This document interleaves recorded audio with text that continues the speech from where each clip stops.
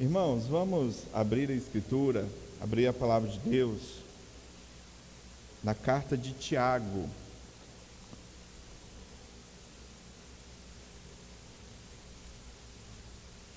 Estamos chegando no final da exposição dessa carta.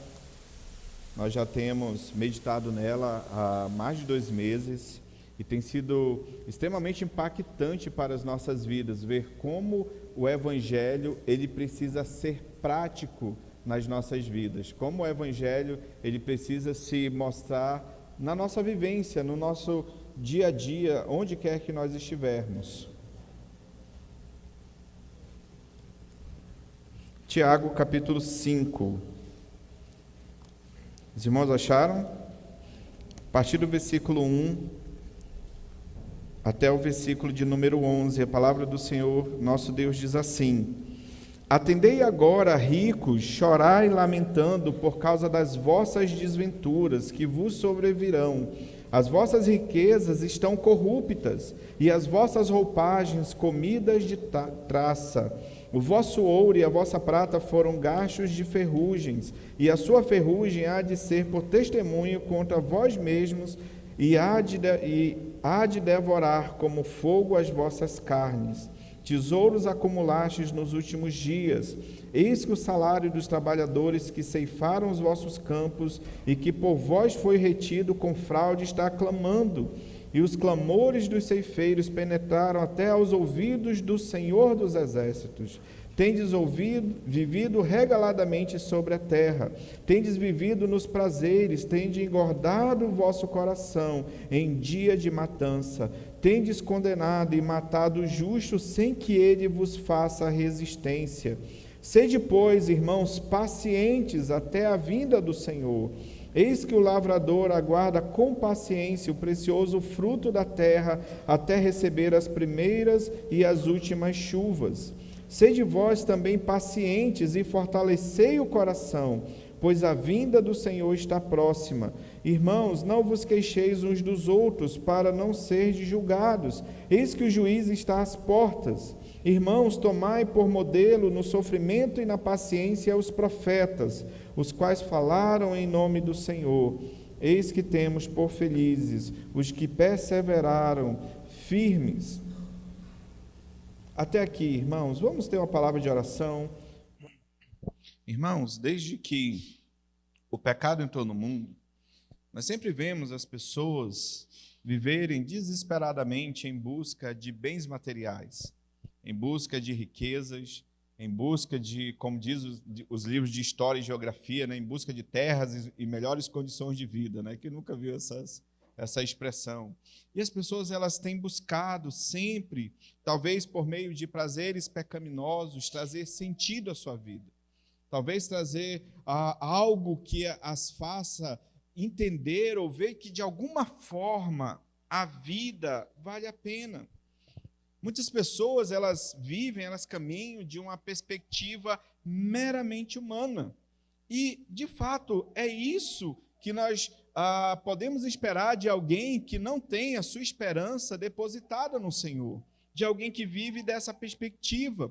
Porque as pessoas que não têm esperança, aquelas pessoas que acreditam que a partir do momento que nós não estivermos mais aqui, tudo acaba.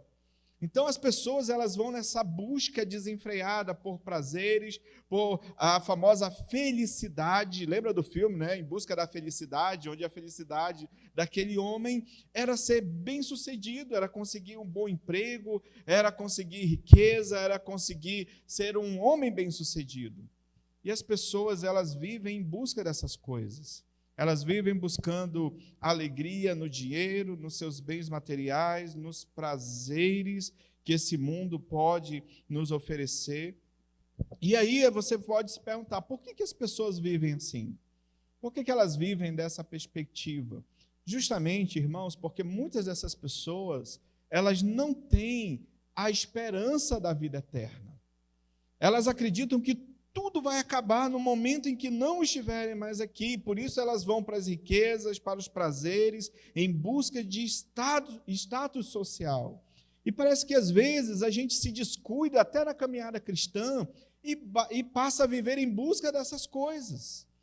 E aí vai chegando o momento que a gente parece que não tem mais tempo para Deus, para as coisas de Deus. Essas coisas às vezes vão tomando conta da nossa vida, e às vezes tudo na nossa vida gira em torno do trabalho, gira em torno do desfrute, né, de bens materiais, de dinheiro, e às vezes a gente corre atrás dessas coisas e esquece que isso não é o mais importante nas nossas vidas. Não é isso o que realmente importa para nós. Porque, segundo a Escritura, e nós vamos passar por alguns textos nessa noite, nós vamos ver, irmãos, que o que realmente importa são aquelas coisas que têm um valor eterno.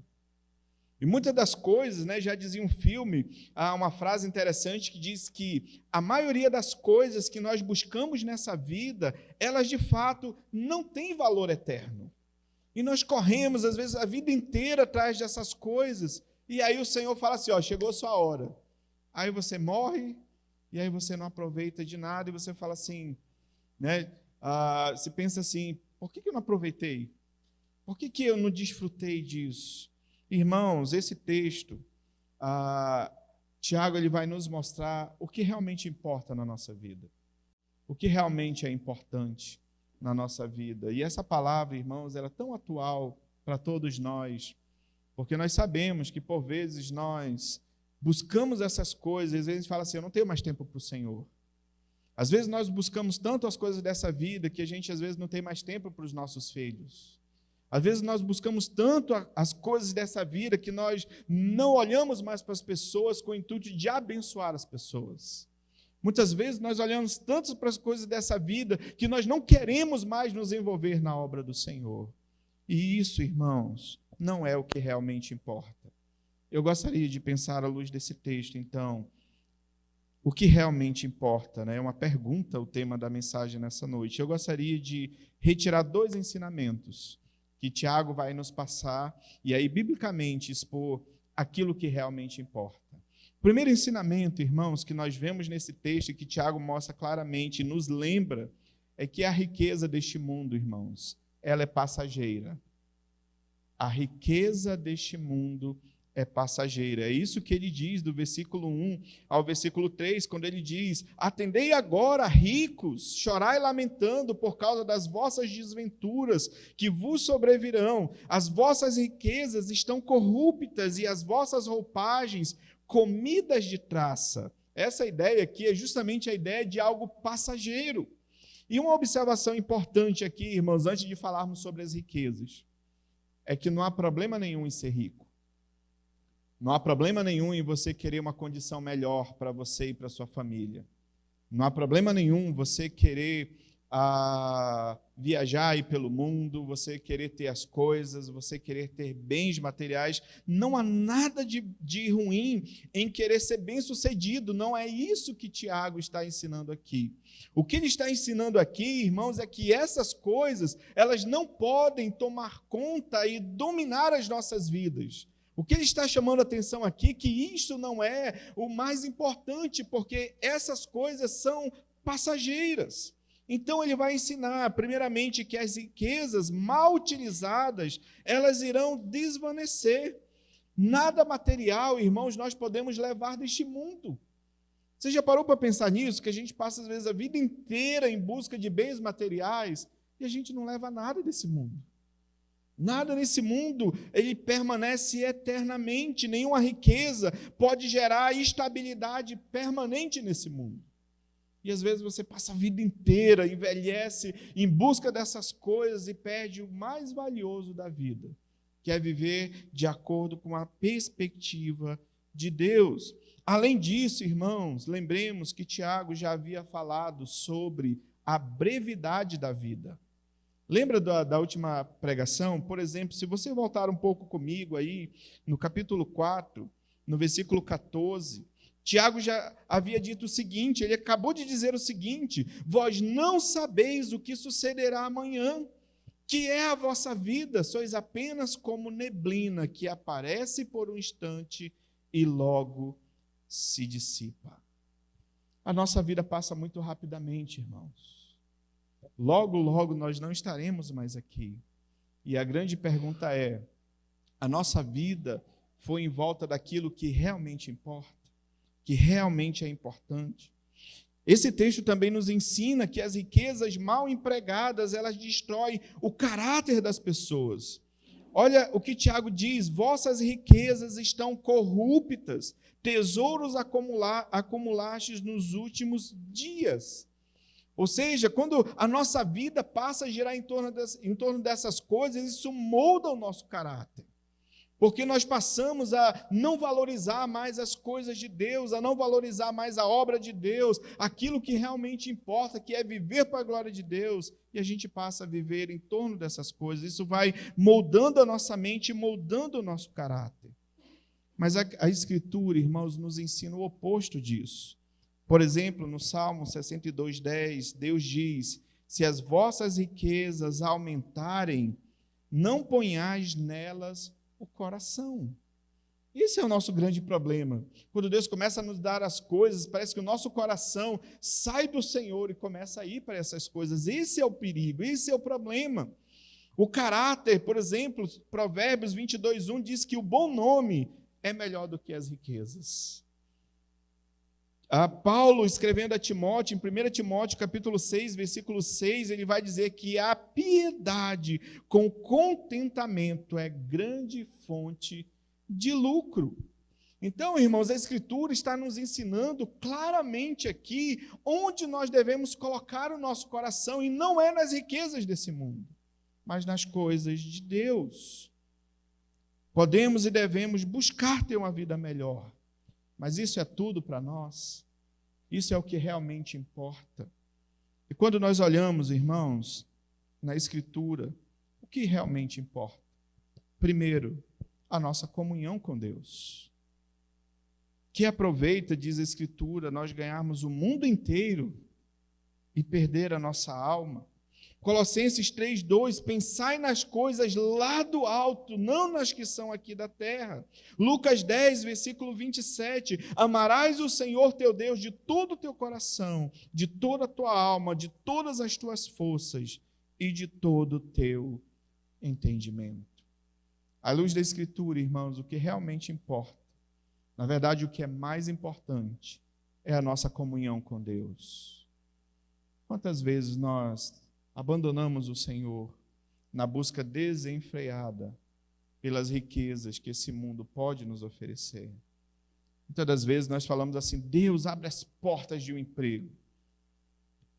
Uma vez alguém chegou comigo e falou: pastor, ore por mim, para Deus me dar um emprego. Eu disse: beleza, vou orar. Oramos e Deus deu um emprego para esse irmão. Passou um tempo, esse irmão não veio mais para a igreja. Parou de vir para a igreja, aí eu encontrei esse indivíduo por aí, né? Querendo pegar ele, né? E peguei, né? Eu disse: rapaz, você sumiu da igreja. Ele disse: pastor, eu não tenho mais tempo, porque agora eu estou trabalhando. Eu disse para ele: agora eu vou pedir para Deus tirar seu emprego, para você voltar para a igreja. E muitas vezes, irmãos, essas coisas elas vão tomando de conta da nossa vida. E nós vamos perdendo o que é mais valioso para nós, que é a nossa comunhão com Deus, que é a nossa intimidade com Deus. Deus tem que ser algo que é mais valioso para nós.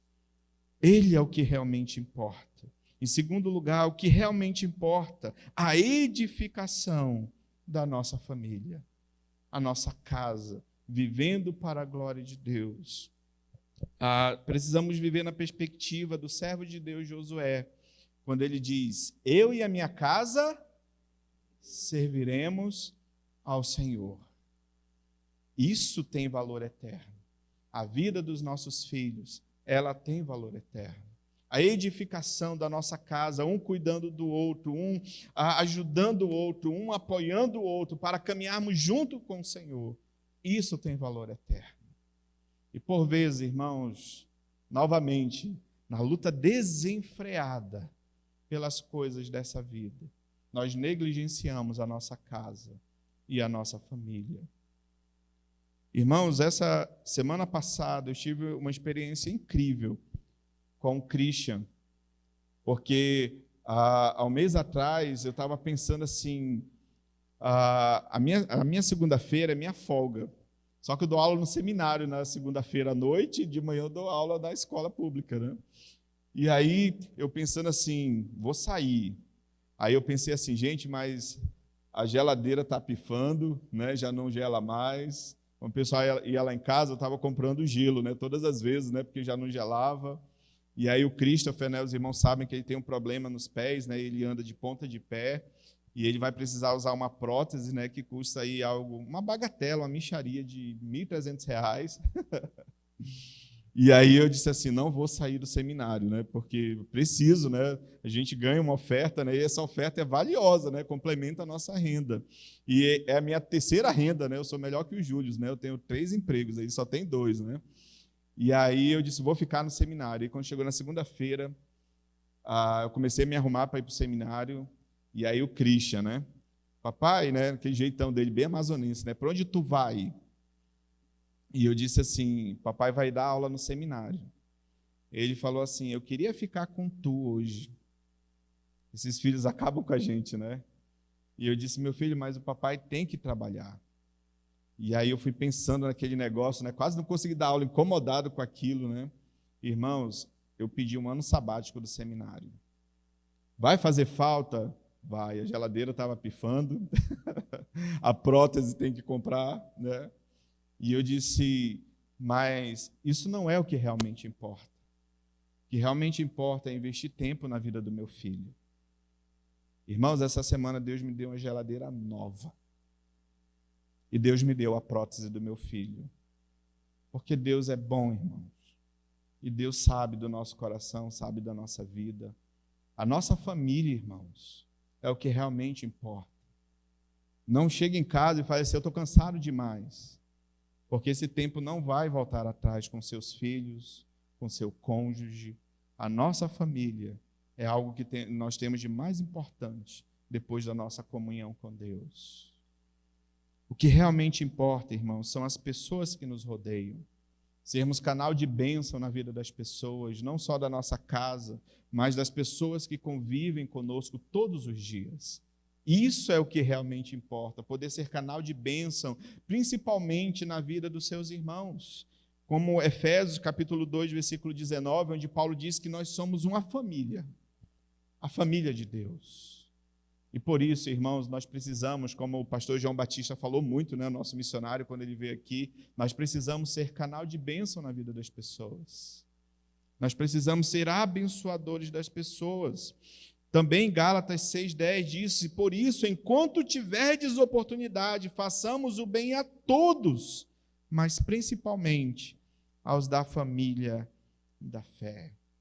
O que realmente importa, irmãos, é fazermos o bem às pessoas, é abençoarmos as pessoas, é cuidarmos das pessoas. Porque, irmãos, esses momentos, eles não voltam mais. Não perca a oportunidade de ter comunhão com as pessoas, de estar perto das pessoas, de fazer o que você tem que fazer para ser bênção na vida das pessoas, para que a gente não se arrependa disso depois. Irmãos, eu estou com um problema sério esses dias. Aquele tal de Eliel não sai da minha cabeça, né? E tudo eu fico pensando nele, né? Aí quando eu estava preparando isso, né? E eu pensei, né? A gente passou tanto tempo tentando fazer, né? Reunir para conversar. E não dava certo, e fazia assim na quarta, não dá certo, não vai dar para mim, nesse dia não vai dar para mim. Eu disse, para mim vai dar 7 horas da manhã, lá na Masterpan. Ele falou, tá combinado, 7, 7h30 eu estou por lá. E aí a gente foi, ele com o olho daquele jeito, a cara daquele jeito, eu com a cara daquele jeito, e tivemos a nossa despedida ali. Aí quando eu estava preparando essa mensagem, eu me perguntei, né, veio esse negócio no meu coração, e se eu não tivesse ido? Se eu não tivesse dado um jeito de ir tomar esse café da manhã com meu amigo? Irmãos, não percamos a oportunidade. Diz o texto, enquanto tivermos oportunidade, façamos o bem a todos. Aproveitemos esses momentos que o Senhor nos dá com as pessoas no nosso trabalho para sermos bênção na vida dessas pessoas. Isso é o que realmente importa. Outra coisa que realmente importa, irmãos, é a obra de Deus. Porque, por vezes, nós estamos tão atarefados que nós não queremos mais servir ao Senhor em sua obra. Eu acho que por isso que Jesus chegou a afirmar que a seara, na verdade, é grande, mas os trabalhadores são poucos. Sabe por que os trabalhadores são poucos? Porque a maioria só corre atrás das coisas dessa vida e não querem saber das coisas de Deus. não querem se comprometer com a obra de Deus. E se você não se compromete com a obra de Deus, alguém vai fazer o que você deveria estar fazendo. Alguém na igreja e na obra de Deus sempre estará sobrecarregado. Mas isso é o que realmente importa. Estarmos na presença de Deus. E Tiago ele faz uma afirmação. No versículo 5, quando ele diz: tendes vivido regaladamente sobre a terra, tendes vivido nos prazeres, tendes engordado o vosso coração em dia de matança, tendes condenado e matado o justo, sem que ele vos faça resistência. Irmão, será que essa exortação de Tiago não serve para as nossas vidas nessa noite? De estarmos, por vezes, buscando tantas outras coisas e não aquilo que tem valor eterno. Aquilo que realmente importa, aquilo que realmente pode trazer bênção de Deus na nossa vida. E aí a gente vai perguntar o seguinte: pastor, mas isso não faz parte da nossa vida tão ansiosa? Porque se a gente não for atrás dessas coisas, se a gente não se mexer e for atrás dessas coisas, como que a gente vai conquistá-las? E essa ansiedade vai tomando conta do nosso coração e a gente quer cada vez mais. Na verdade, a gente é impaciente, a gente é ansioso pelas coisas. Talvez por isso a nossa luta. Não, mas como que vai ser amanhã se eu não correr atrás disso? E a gente, às vezes, esse amanhã nunca chega e você passa a vida inteira correndo atrás dessas coisas. Como, então, se a ansiedade por essas coisas bate tanto a porta do nosso coração, o que eu posso fazer para combatê-la? Aí vem a segunda parte do texto e o segundo ensinamento. O Senhor e Tiago aqui vão nos ensinar sobre a paciência. Nós precisamos exercitar a paciência. Versículo 7 diz: sede, pois, irmãos, pacientes até a vinda do Senhor. Sabe o que Tiago está dizendo aqui? Que nós não precisamos, irmãos, nos preocupar desesperadamente com as coisas dessa vida, a ponto de nos afastarmos daquilo que realmente importa. Por quê, irmãos? Porque a paciência faz parte da vida daquele que confia no Senhor, daquele que deposita no Senhor a sua confiança. Ele trabalha, ele luta, mas sempre na dependência de Deus. Ele trabalha, ele se esforça, ele quer uma vida melhor, mas ele não abandona o que realmente importa. E ele fala, olha, sejam pacientes. A ideia aqui, irmãos, é de não perder o ânimo. Essa que é a ideia. Porque às vezes a gente começa a trabalhar, vai de um lado para o outro, e às vezes a gente perde o ânimo pelas coisas de Deus. Não é verdade? Às vezes a gente perde o ânimo de investir na nossa família, às vezes a gente perde o ânimo de servir na obra de Deus, às vezes a gente perde o ânimo de orar, de ler a Bíblia, de ter vida com Deus. E Tiago está falando aqui, olha, tenham bom ânimo, continuem até a vinda do Senhor. E ele vai dizer o seguinte, vai dar um exemplo de um lavrador. Observe aí na sua Bíblia. Ele diz: eis que o lavrador aguarda com paciência o precioso fruto da terra, até receber as primeiras e as últimas chuvas. Olha que ilustração maravilhosa que ele nos traz. Quando nós plantamos, você tem que esperar. O grande problema da nossa vida tão ansiosa é porque a gente planta hoje e já quer tudo amanhã. A gente planta hoje e quer tudo para ontem, certo? Tem gente que começa a trabalhar hoje, no outro dia já pede o adiantamento, né? Que já quer gastar, né? Já quer consumir, né? E às vezes a gente vive nessa perspectiva. A gente não tem paciência, a gente não espera as coisas irem acontecendo. Irmãos, as nossas vidas não estão no nosso controle. As nossas vidas estão no controle de Deus. Ele é o Senhor da nossa vida. Ele é o Senhor da nossa história. Então, por que caminhar desesperadamente se eu posso descansar nele? Se eu posso ter paciência, sabedor de que o Senhor vai cuidar das minhas necessidades? O Salmo 126 fala também sobre isso, porque às vezes essa paciência, ela é sofrida. Às vezes essa paciência envolve momentos de choro, de lágrimas. Por isso o salmista diz no Salmo 126, 5 e 6, os que com lágrimas semeiam, com júbilo ceifarão. Quem sai andando e chorando enquanto semeia, voltará com júbilo, trazendo seus feixes. que Tiago está dizendo para aquela igreja, irmãos, que era uma igreja tão pobre? Sejam pacientes. Lembrem da segunda vinda de Jesus Cristo, ele ainda voltará. Sejam pacientes, não percam o ânimo, não se desesperem, porque o Senhor há de voltar. E aí ele diz, fortalecei, né, versículo 8, sede vós também pacientes, ele reafirma, né, o que acabou de dizer e diz, fortalecei o vosso coração, pois a vinda do Senhor está próxima. Aqueles irmãos estavam sendo encorajados a confiar no provedor e não na provisão. Aqueles irmãos estavam sendo encorajados a confiar no Deus que abençoa e não nas bênçãos. Ele está dizendo, ó, fortaleçam o coração de vocês. Não vivam desesperados, mas vivam para a glória de Deus. Vivam para o Senhor, vivam na presença do Senhor. Irmãos, quando que Deus desamparou o seu filho? Quando que o Senhor nos desamparou nessa nossa história? Você já se sentiu assim, Deus não quer saber de mim? Deus não me ama? Deus me abandonou? Nunca, irmãos. Por que nós estamos aqui nessa noite? É porque o Senhor é bom. É porque o Senhor cuida de nós. Pense em tudo que nós já vivemos nessa vida.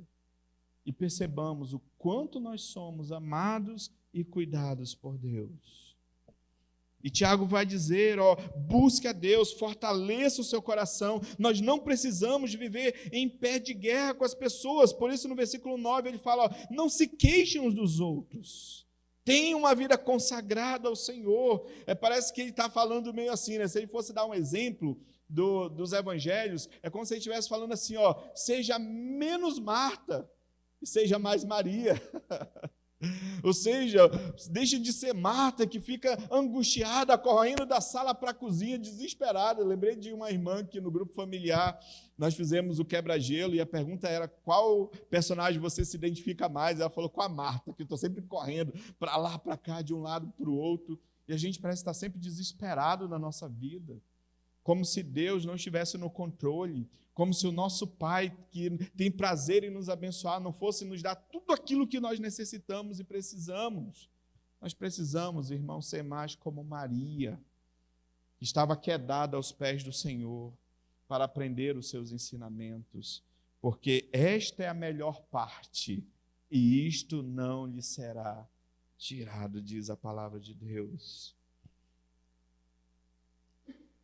A vinda do Senhor nos garante, irmãos, como ele diz aqui, que a vinda do Senhor está próxima. Ele lembra isso a esses irmãos. E a vinda do Senhor, o que significa ele falar assim, né? Ó, sejam pacientes, fortaleçam o coração de vocês, porque o Senhor, a sua vinda está próxima. Sabe o que isso quer dizer, irmãos? Que no final, a segunda vinda de Cristo nos garante que tudo vai terminar bem, que tudo vai acabar bem, que todo o sofrimento que nós temos nessa vida tem um dia e hora marcado para terminar. No final, irmãos, tudo vai terminar bem. Aí você fala assim, e se Jesus não voltar até lá? Né? Chegar no final dos meus dias, Jesus não voltou, e aí não acabou nada bem, pastor? É claro que acabou bem, porque se Jesus não voltar até nós morrermos, irmãos, estaremos com o Senhor. Estaremos na presença do Senhor. Nossas vidas nunca mais estarão fora de sua presença, fora do seu cuidado, fora do seu controle. Irmãos, morrer para nós não é o fim. É partir e estar com Cristo, o que é incomparavelmente melhor. Sempre estaremos seguros no Senhor.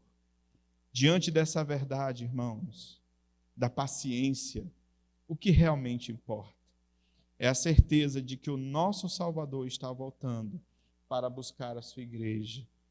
E tudo vai acabar bem, tudo ficará em perfeita paz, assim como a ilustração de Cristo naquela tempestade.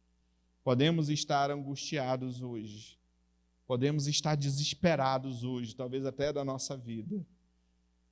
Um dia desse, um tempo desse, umas horas dessa, alguém me falou, pastor, dá vontade de gritar às vezes. Eu sei o que é isso. Às vezes também dá vontade de gritar assim. Mas, irmãos, nós temos Deus na nossa vida. Nós temos o Senhor na nossa vida.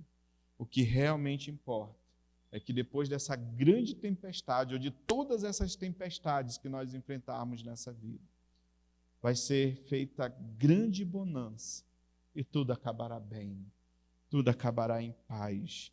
Na verdade, irmãos, tudo está bem, porque nós temos o Senhor na nossa vida e nunca estaremos sozinhos.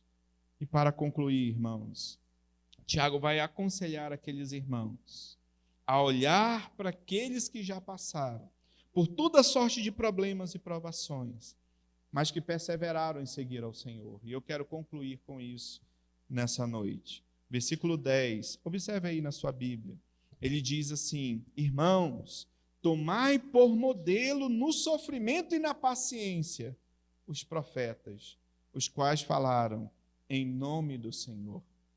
Irmãos, a nossa vida não é tão difícil assim. Olhe para os profetas do Senhor, que foram sempre duramente perseguidos, porque, via de regra, os profetas eram levantados com a mensagem impopular para confrontar reis, para confrontar o povo, chamar o povo ao arrependimento, para dizer para eles abandonarem os prazeres dessa vida, os prazeres pecaminosos dessa vida, dizer para que eles abandonassem os falsos deuses e voltassem para o Senhor. E aí alguém pergunta, mas e se a gente não fizer isso? Ó, vocês vão passar 70 anos na Babilônia. E eles foram extremamente perseguidos. Lembra daquela mulher cheia de Satanás no seu coração, chamada Jezabel? Sabe qual era a profissão dela? Exterminadora de profeta. E os profetas, irmãos, muitos deles morreram cruelmente por sua fé. Passaram por tantas provações. Mas qual é o diferencial desses homens? É que eles permaneceram felizes e perseverantes no Senhor. Observe o versículo 11. Eis que temos por felizes os que perseveraram firmes. Olhe para os profetas. Eles perseveraram seguindo ao Senhor, e é isso que importa. Olhemos, tomemos esses homens por modelo. E ele fala, tendes ouvido, versículo 11, a paciência de Jó, e vistes o fim que o Senhor lhe deu, porque o Senhor é cheio de terna misericórdia e compassivo. Você já leu sobre Jó? Tarefa para a semana. Leia o livro de Jó. Aquele homem perdeu tudo. Era alguém que tinha riquezas, tinha 10 filhos, olha a inveja santa, eu queria ter 10 filhos. Tinha riquezas, tinha amigos, e ele perdeu absolutamente tudo. E ainda assim, irmãos, ele não blasfemou, ele não culpou a Deus.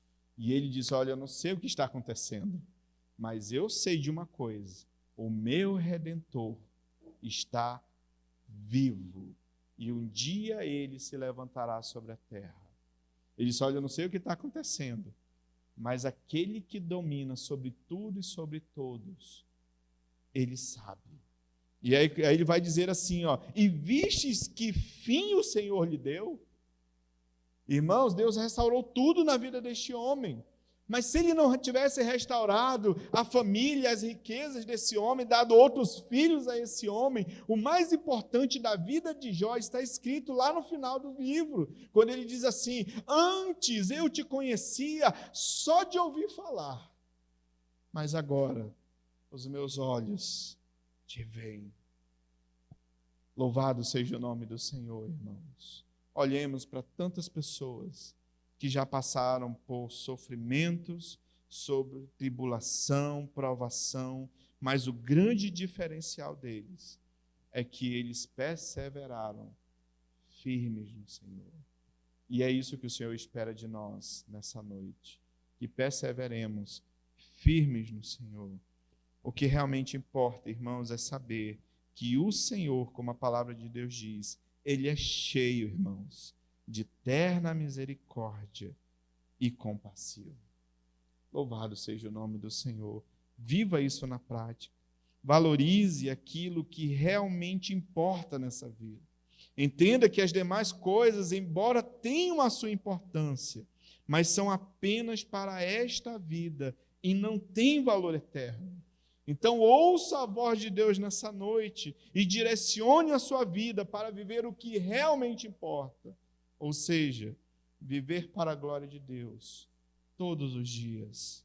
Edificar a nossa casa na palavra de Deus. Ser canal de bênção na vida das pessoas e ser sempre abundante na obra do Senhor. Amém, queridos?